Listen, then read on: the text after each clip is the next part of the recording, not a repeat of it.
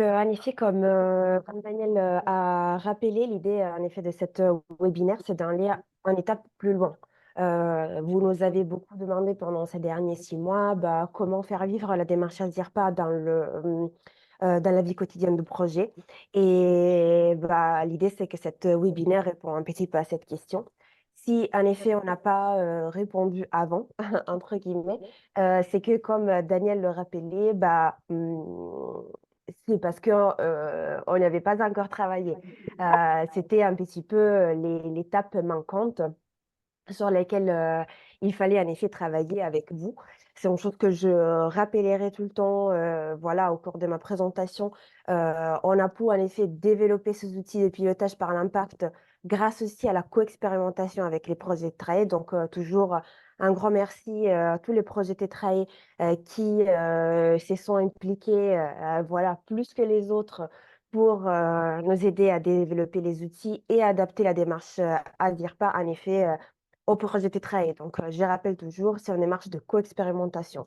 On est en train, en effet, de développer tout ça ensemble et c'est voilà, c'est vraiment super. Donc, dans ma présentation, je vais en effet faire déjà un petit rappel de ce qu'on lançait déjà pour après, en effet, rentrer dans le vif du sujet et présenter en effet les outils de pilotage qu'on a développés.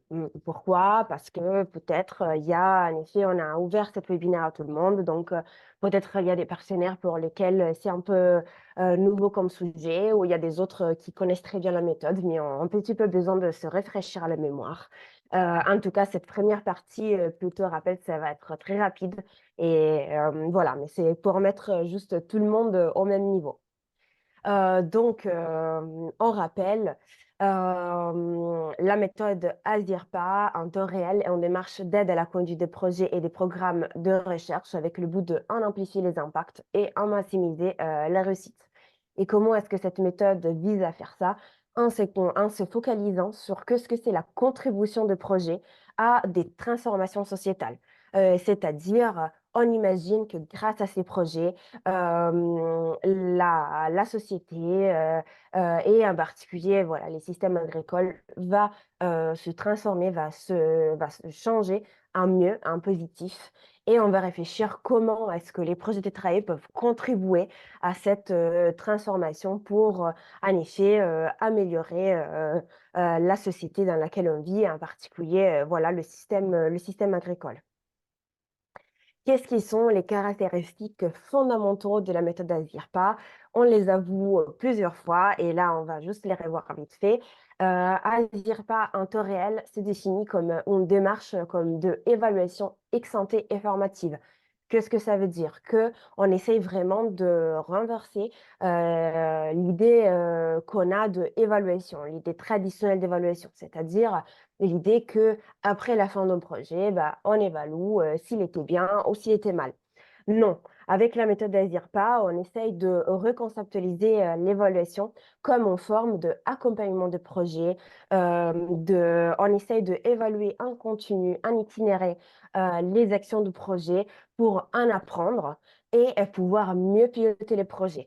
Donc, l'évaluation doit être un outil d'apprentissage et de pilotage qui contribue en effet à apprendre sur la démarche en effet des transitions et aussi à augmenter les chances de réalisation du projet. C'est pour ça qu'on parle d'évaluation ex ante, parce que c'est pas à la fin du projet, mais c'est au départ et tout au long, et aussi formatif, parce que l'idée c'est de apprendre, que cette évaluation ça sert au projet pour apprendre quelque chose, pour mieux mener les projets.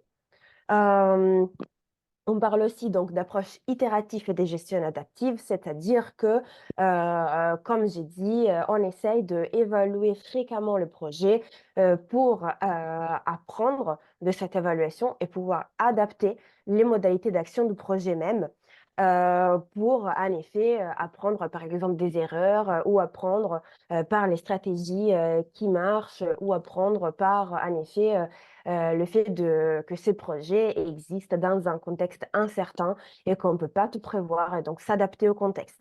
En effet, l'idée, c'est de être réflexif tout au long du projet et adapter le projet aux défis quotidiens.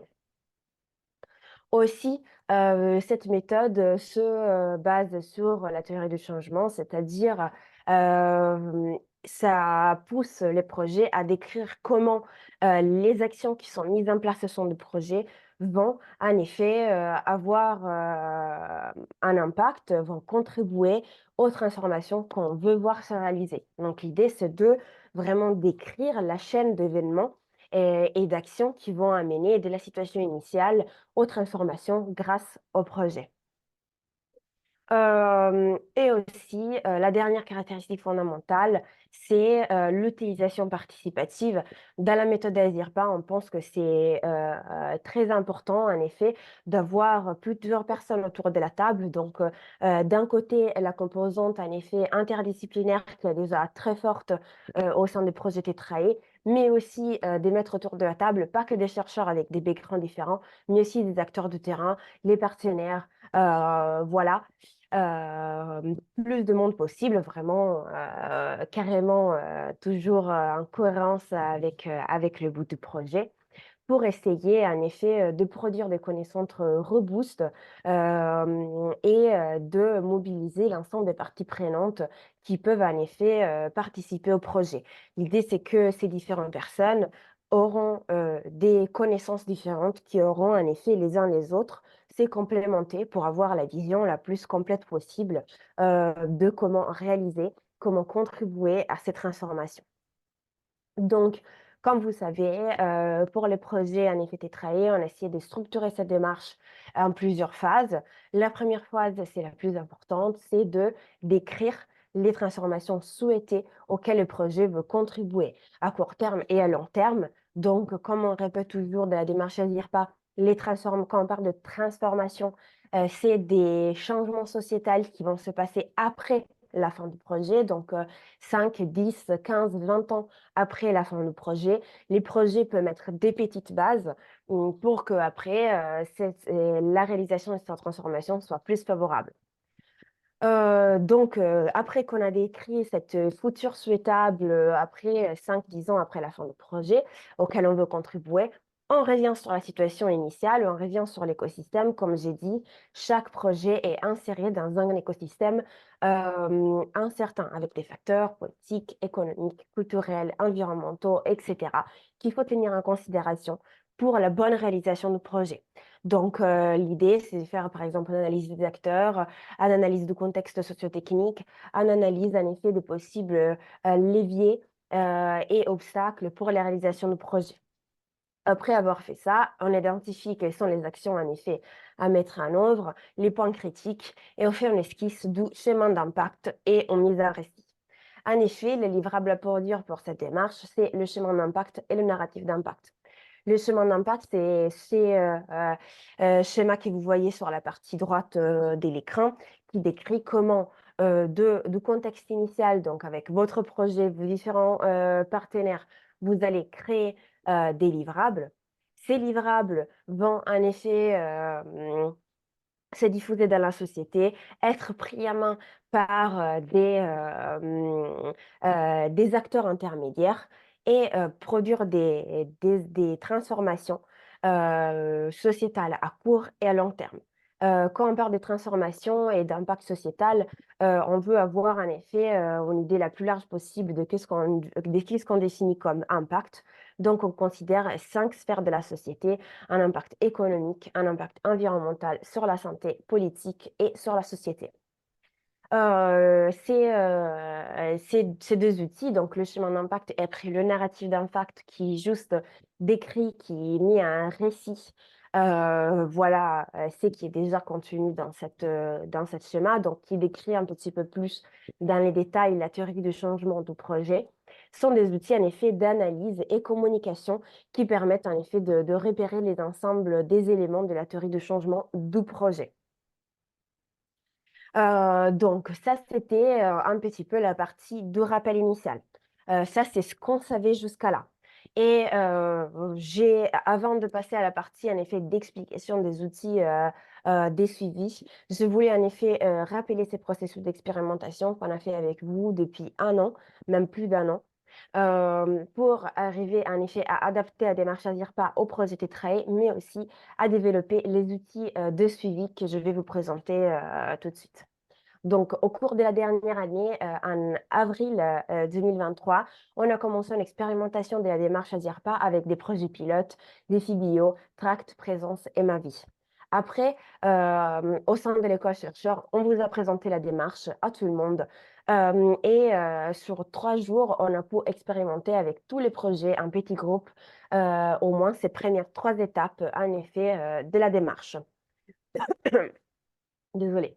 Euh, Successivement, comme je vous avais dit, choisi des projets avec lesquels aller plus en profondeur avec la démarche, à suivre vraiment au quotidien et implémenter la démarche à dire pas avec des ateliers participatifs voilà, conduits par moi. C'est qui étaient les projets Présence, Tayoc et Perceval. Euh, En même temps, on a essayé de créer une formation pour des relais impact, c'est-à-dire des personnes que, au sein Tetrae, pourront, entre guillemets, me remplacer pour le suivi des projets, pouvoir les aiguiller sur les démarches d'impact.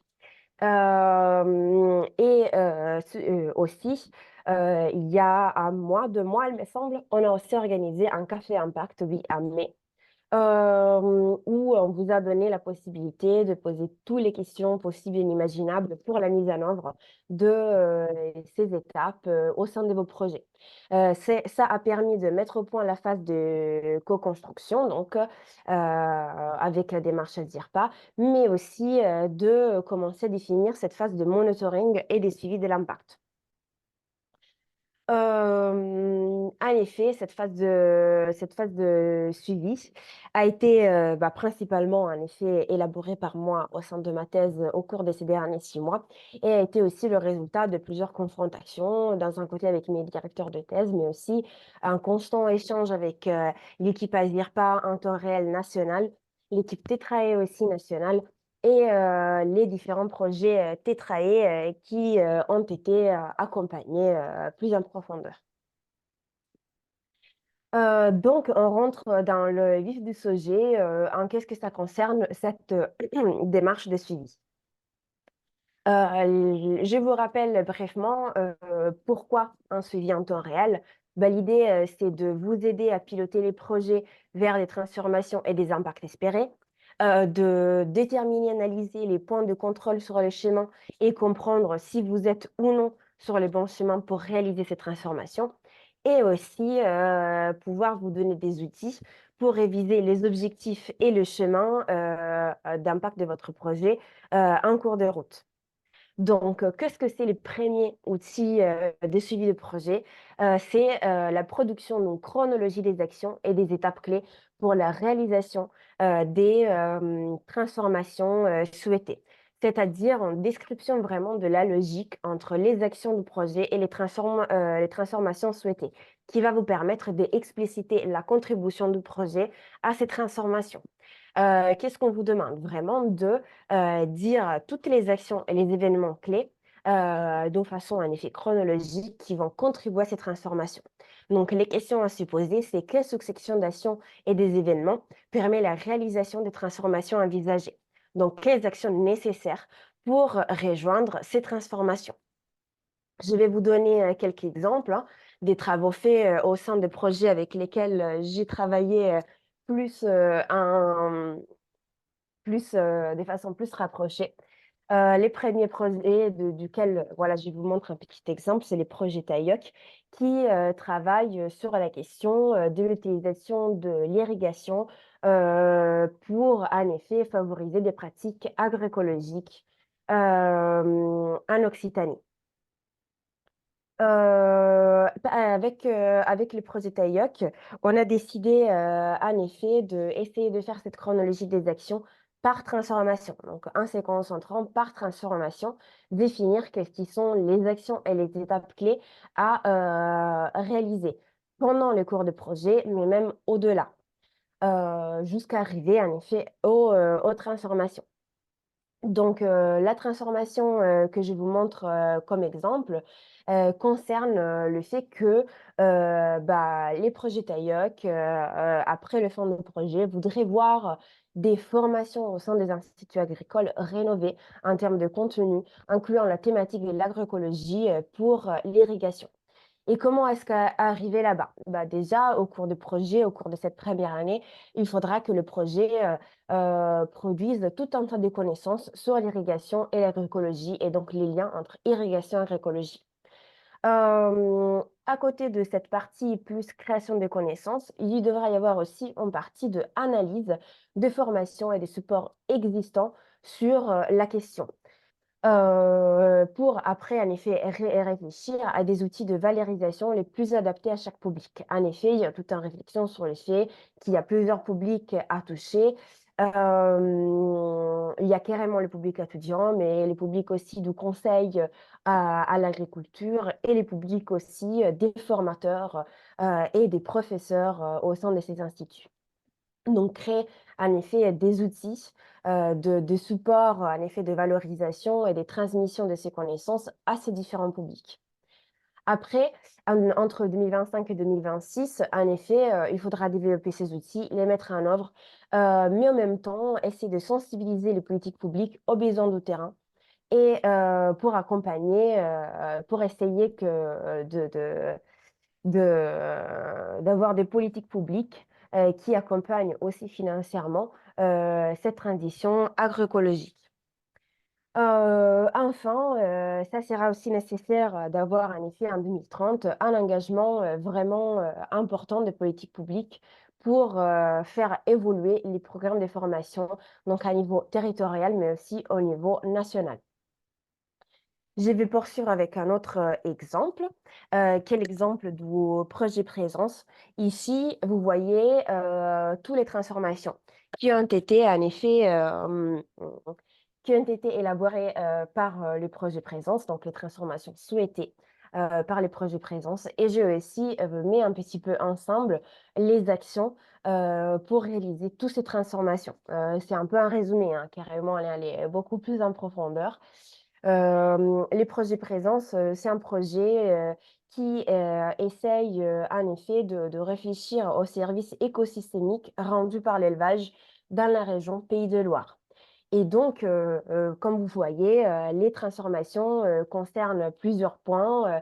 Une perception, conscience partagée de ces services, la création donc d'outils d'évaluation pour objectiver la production de ces services, mais aussi la création d'espaces qui soient pérennisés, des espaces de dialogue pérennisés euh, pour pouvoir en effet créer un dialogue entre ces différents acteurs et créer en effet les différents acteurs autour de l'élevage, mais aussi avec les politiques, la société civile, etc., pour en effet créer cet climat de confiance.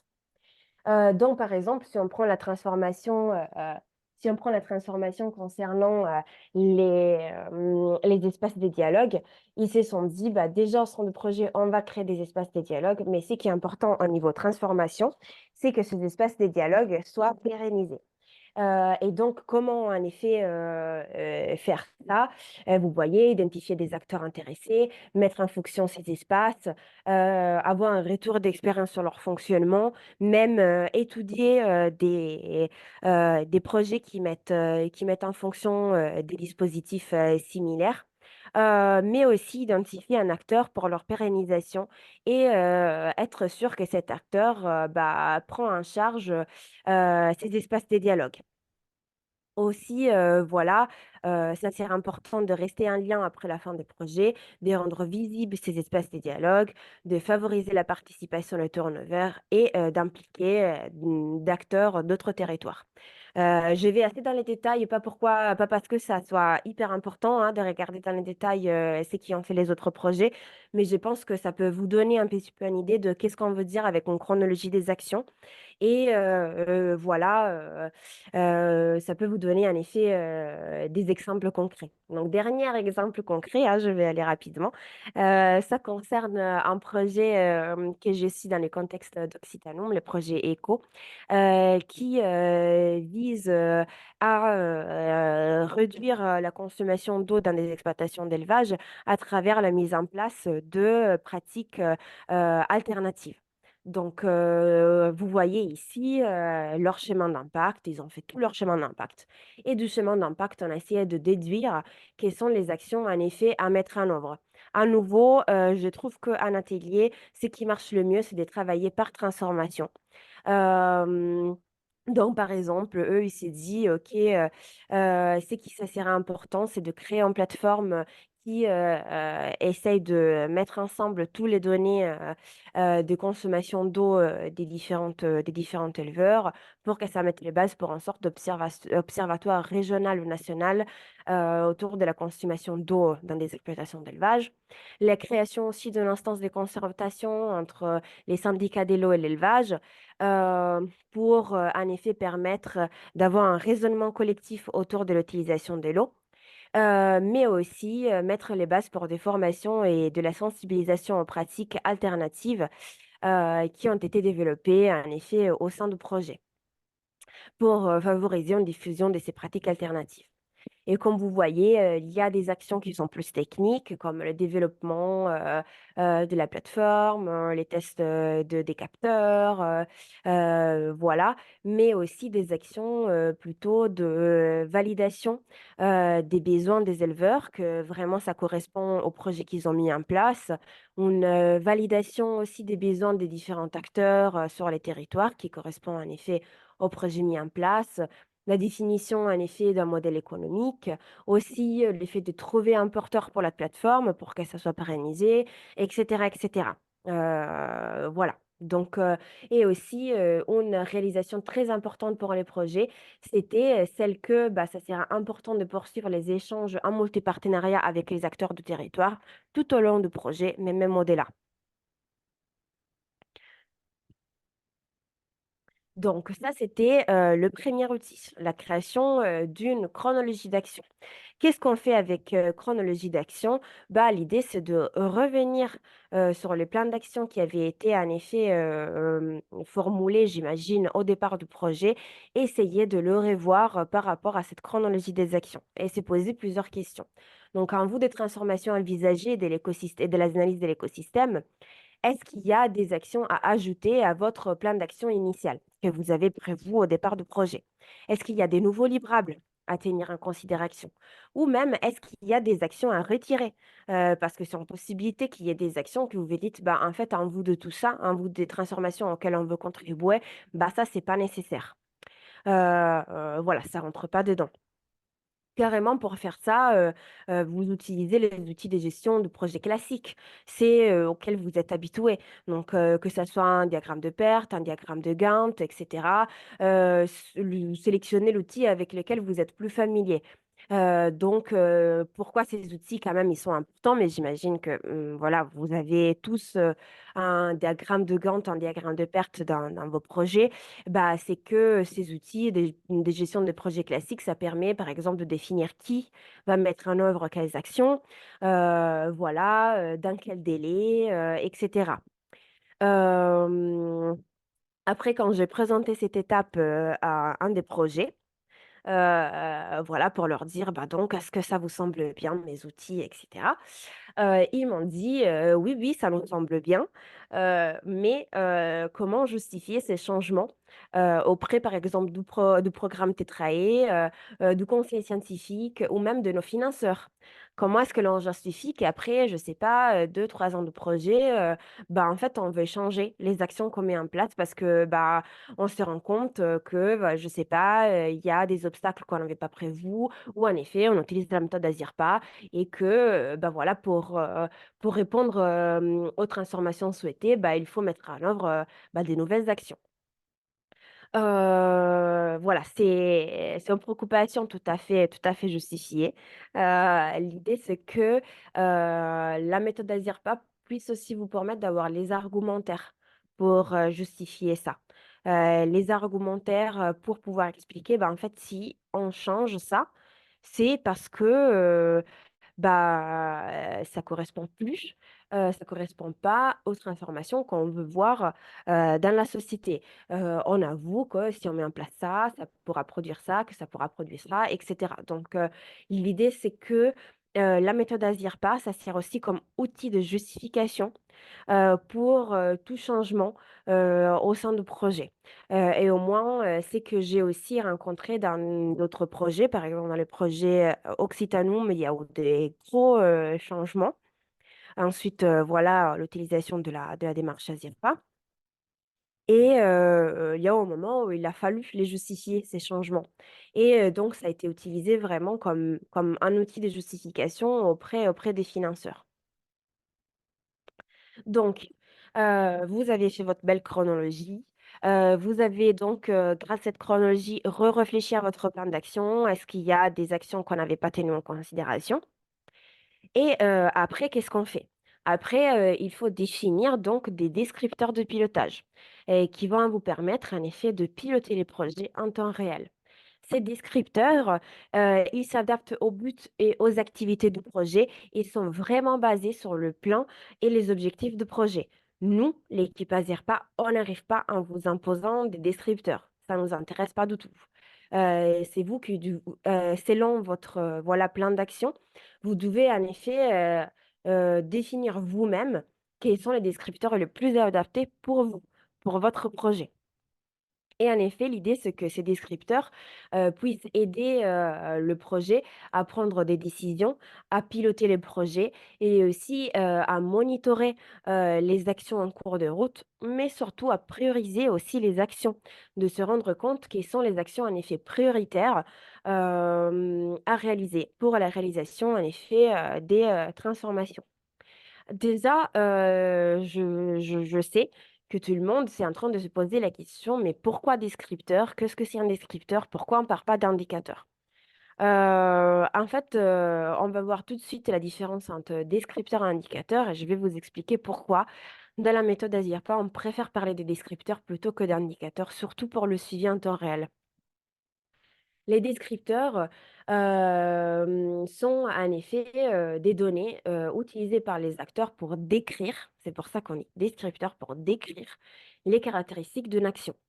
Les descripteurs n'ont pas en référence commune et donc ne permettent pas de comparaison entre projets.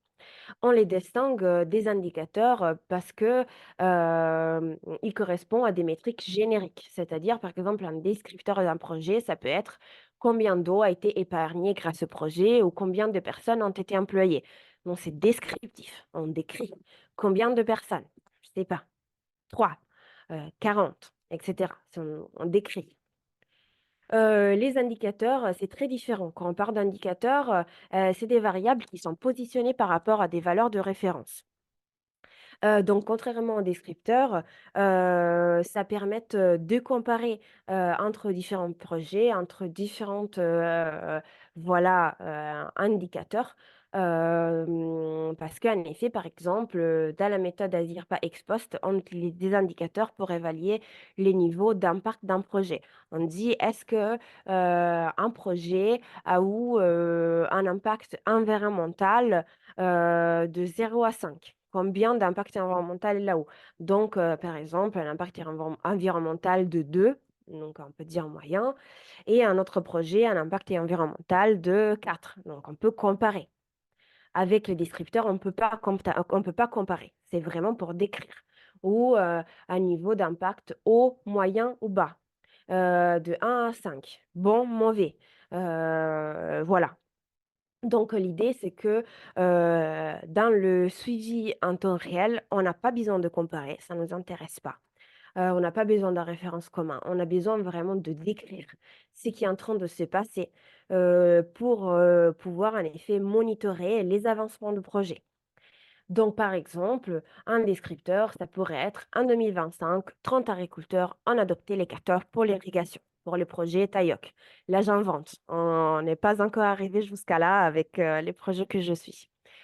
Euh, Donc aussi, une question qui pourrait se poser, qui sûrement se pose, bah, OK, c'est à nous d'identifier, les descripteurs, mais comment est-ce qu'on fait? Ben, en fait, les descripteurs, ils correspondent à ce qu'on appelle nœud d'incertitude de projet. C'est-à-dire ces événements ou ces activités, externes ou internes du projet qui conditionnent la réalisation de la transformation souhaitée.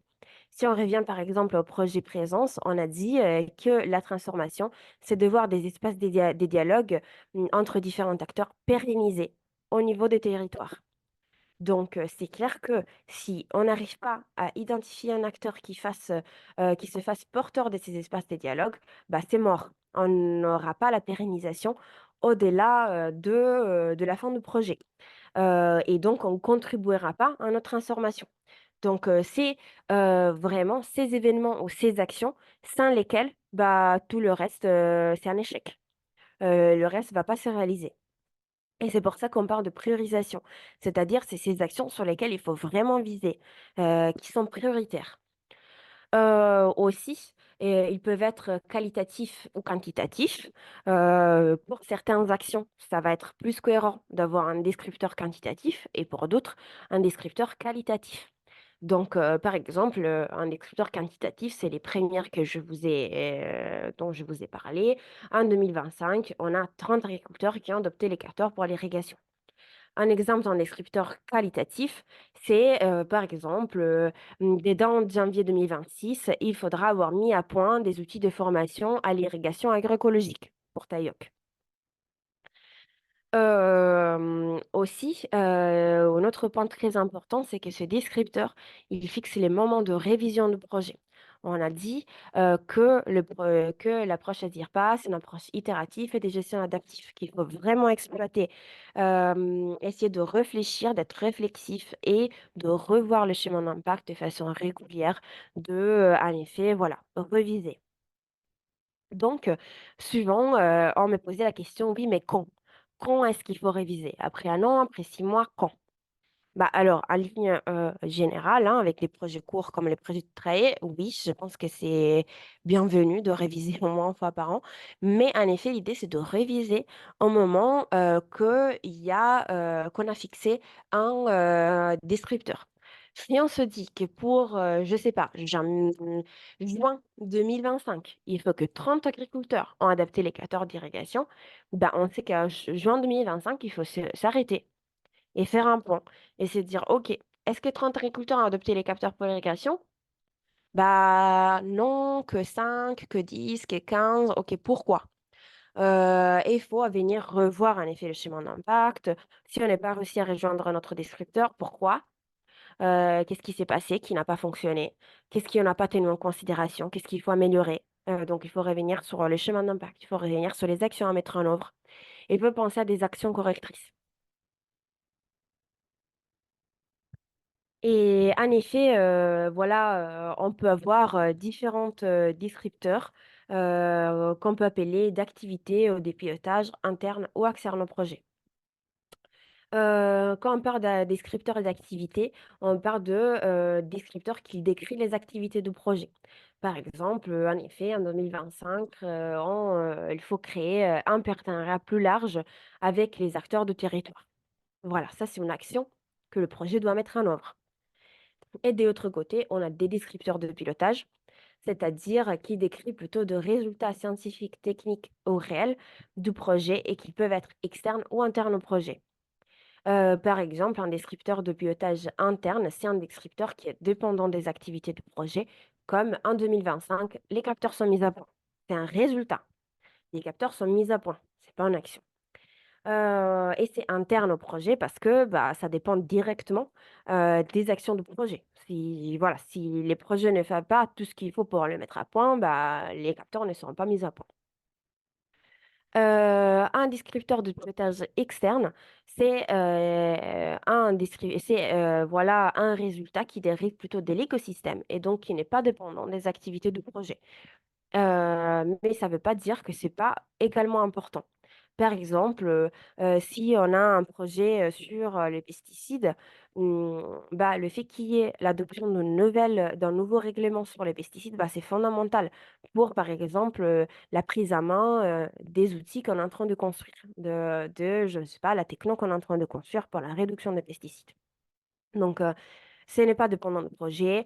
Les projets peuvent quand même faire un peu de lobbying, un peu de communication envers les politiciens, mais c'est fini, ça ne dépend pas du projet. Mais c'est quand même hyper important pour la réalisation de la transformation. Donc, voilà, ça c'est vraiment pour, vous donner un peu des idées de qu'est-ce que peut rentrer dans les descripteurs. Ça peut être des activités, ça peut être des résultats et si c'est des résultats, bah, ça peut être interne au projet, donc dépendant des activités de projet ou même externe au projet. L'idée que ça soit vraiment des nœuds d'incertitude, des actions et des événements clés, sans lesquels, bah, le reste ne va pas se produire. Où est-ce qu'on les range? Ces indicateurs, bah, on les range dans un tableau de bord. C'est le tableau que je vous montre là, hein, c'est très simple.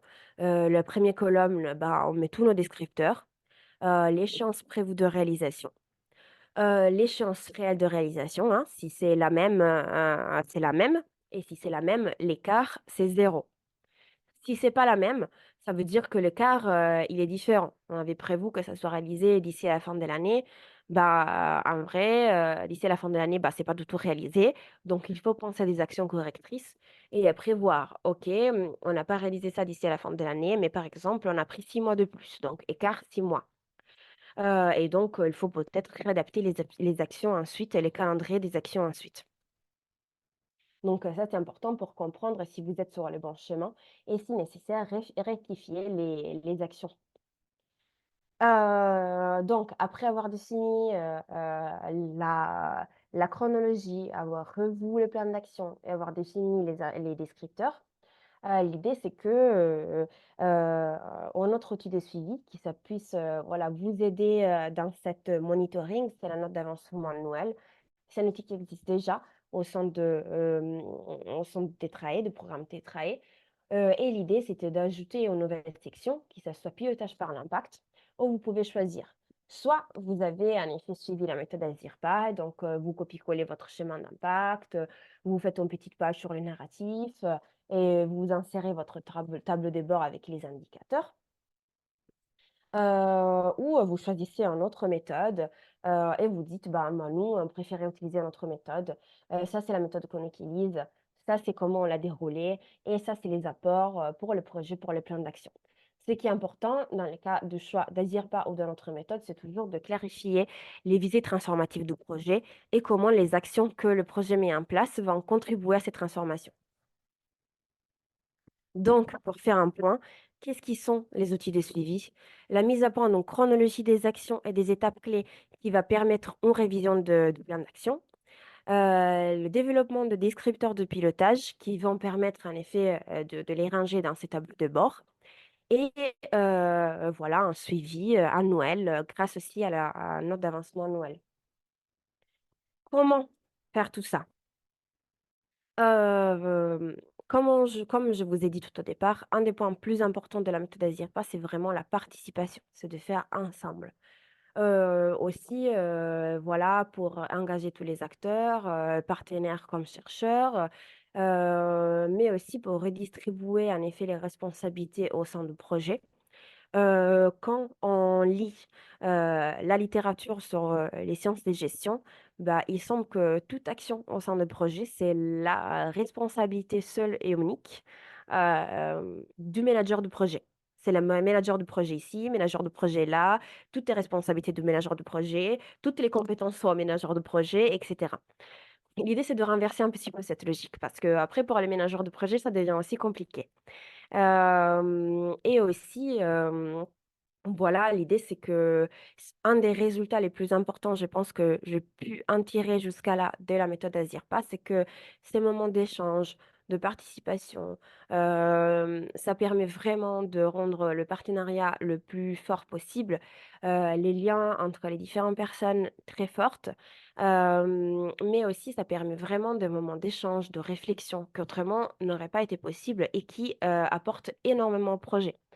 Donc, garder cet espace, de participation, ça permet aussi de garder, cet enrichissement constant, au projet. Donc comment, faire ça en participatif?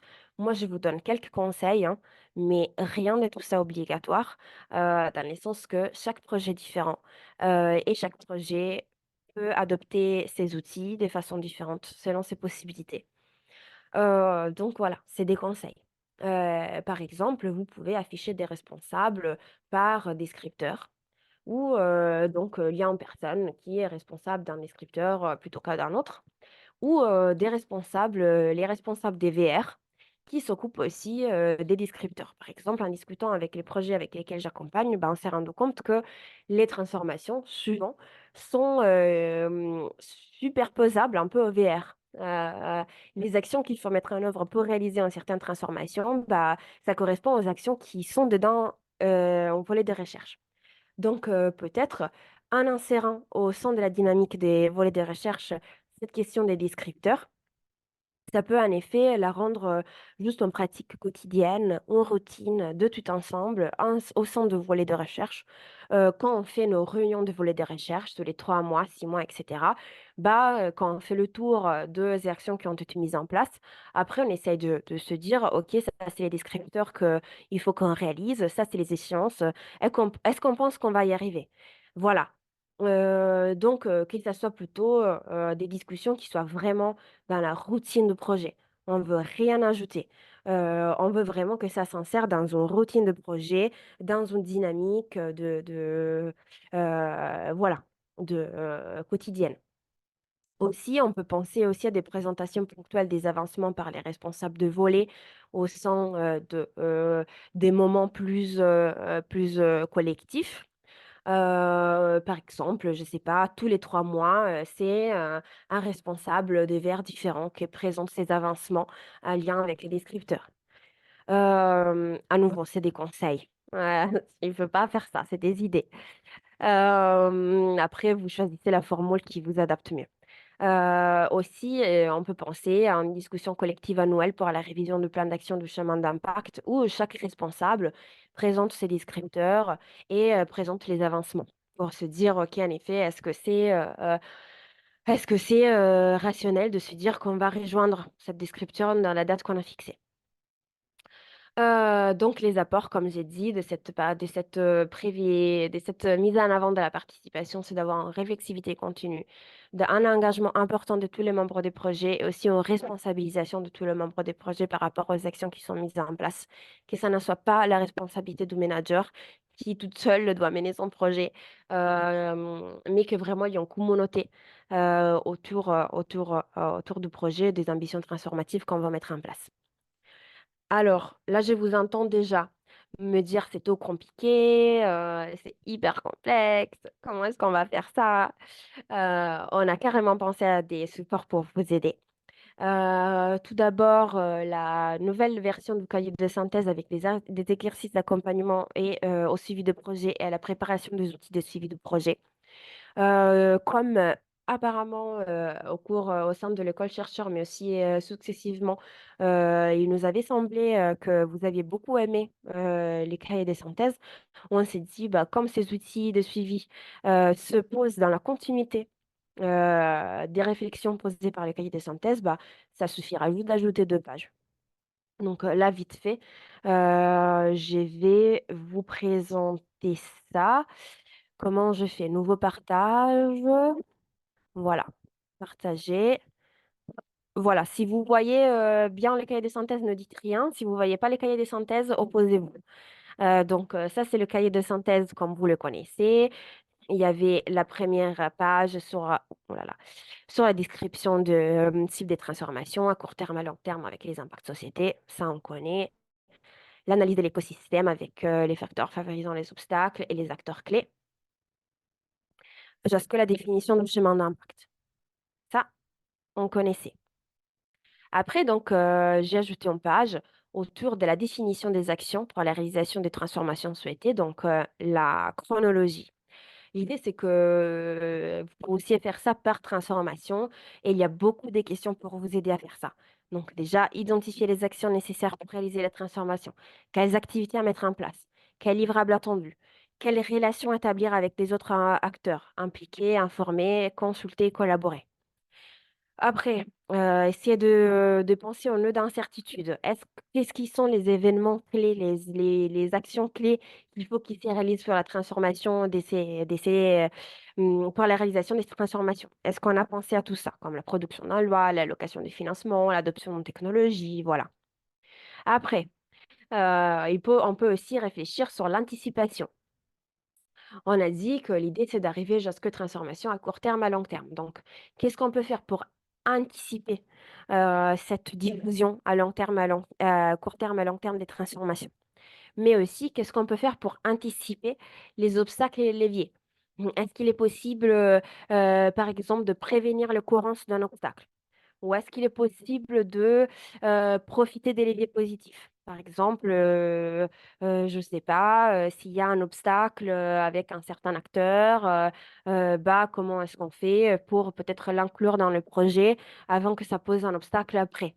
Voilà, donc l'idée, c'est vraiment être dans cette logique de anticipation, anticiper les actions nécessaires dans l'optique d'arriver à ces transformations, à leur généralisation tout en tenant en considération les possibles obstacles, facteurs favorisants et écosystèmes des acteurs qui existent. Voilà, il y a des questions pour vous guider, des notes, il y a la chronologie et le conseil, c'est vraiment de fonctionner par transformation. Je trouve que c'est beaucoup plus simple, au lieu de vouloir faire, tout le schéma d'impact en fois. Mais après, vous verrez. Et après, une autre page sur, la définition des descripteurs de pilotage. Ici aussi, quelques questions pour vous aider à les identifier. Quelques indices, comme chaque nœud d'incertitude correspond à un descripteur. Faire attention au principe de parcimonie, très important. Je n'ai pas rappelé dans ma présentation les principes de parcimonie. Toujours aller à l'essentiel. Je sais, cette question, elle allait venir, j'anticipe. Combien de descripteurs? Selon moi, max, une trentaine de descripteurs, genre 5 descripteurs, par, volet de recherche, quelque chose comme ça, pas plus. Parce que autrement, vous allez vous retrouver submergé d'indicateurs et en fait, ça va plus du tout vous aider dans le suivi, mais ça va être un truc, de plus compliqué et cetera. Non, non, vraiment, allez à l'essentiel, les choses essentielles. Même 15 descripteurs, c'est déjà très bien. C'est déjà très bien. Donc ne pensez pas qu'il faut sortir avec 60 descripteurs, juste l'essentiel pour vous aider dans le pilotage. Après vous pouvez aussi différencier un type, de descripteur d'activité, descripteur de pilotage, interne, externe et cetera, si vous voulez. Et pour chaque descripteur, voilà, descripteur, il faut identifier, la date de réalisation en effet de l'événement, les actions de projet qui doivent répondre à la réalisation de cet, descripteur. Bon, je changerai après, hein. Hein un responsable qui va s'occuper en effet de surveiller la bonne réalisation, des descripteurs. Voilà, bon, c'est à réviser, hein, avant de vous le partager ça. Je reviens sur le PowerPoint.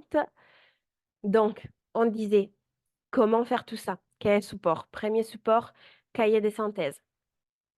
Après, on aura un deuxième café impact dans l'automne, entre octobre et novembre, pour à nouveau récolter toutes vos questions, vous aider, vous conseiller, et cetera. En plus, l'équipe Azirpa, moi et Pierre-Benoît Joly, on est toujours là pour répondre à vos questions, donc n'hésitez pas à nous contacter. Mais aussi, de plus en plus, il y aura les relais impact, qui seront, super formés, pour pouvoir vous aiguiller dans la suite. Donc, quels sont les principes clés de cette méthode? Avoir une visée transformatrice, avoir un management adaptif, une approche mixte qualitatif-quantitatif et aussi la participation et responsabilisation de tous les membres du projet.